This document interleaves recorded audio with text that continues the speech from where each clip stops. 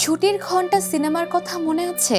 বাস্তবেও যেন দেখা মিলল সেই বিভীষিকাময় দৃশ্যের। স্কুল ছুটি হয়ে গেছে, শিক্ষক কর্মচারীরা সবাই চলে গেছেন, কিন্তু শ্রেণীকক্ষের ভেতরে তালাবন্দি অবস্থায় রয়ে গেছে মাত্র 4 বছরের এক শিশু। ফাঁকা স্কুলে তার কান্নার শব্দ শুনে ছুটে আসেন স্থানীয়রা। পরে দরজার তালা ভেঙে তাকে উদ্ধার করা হয়। ঘটনাটির ভিডিও ছড়িয়ে পড়তেই সামাজিক যোগাযোগ মাধ্যমে শুরু হয় তীব্র আলোচনা। ভারতের উত্তরপ্রদেশের বুলন্দশহর জেলার দিনল গ্রামের একটি সরকারি প্রাথমিক বিদ্যালয়ে এই ঘটনা ঘটে। সামাজিক মাধ্যমে প্রকাশিত তথ্যানুযায়ী সোহম নামের 4 বছর বয়সী ওই শিশুকে শ্রেণীকক্ষে রেখেই বিদ্যালয়ের শিক্ষক ও কর্মীরা স্কুল বন্ধ করে চলে যান।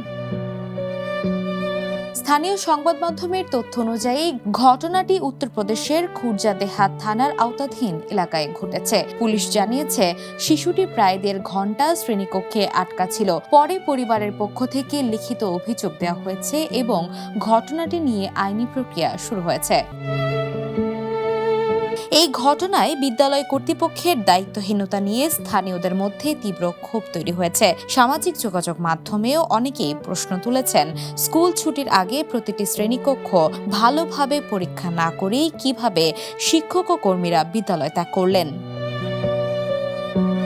ভিডিওটি ছড়িয়ে পড়ার পর নেটিজেনদের অনেকেই এমন অবহেলার জন্য দায়ীদের বিরুদ্ধে কঠোর ব্যবস্থা নেওয়ার দাবি জানিয়েছেন। তাদের মতে, সামান্য অসতর্কতার কারণে শিশুটির জীবন বড় ধরনের ঝুঁকির মুখে পড়তে পারত। Desk report, the news. দেশে দেশে সবার সাথে, দ্য নিউজ।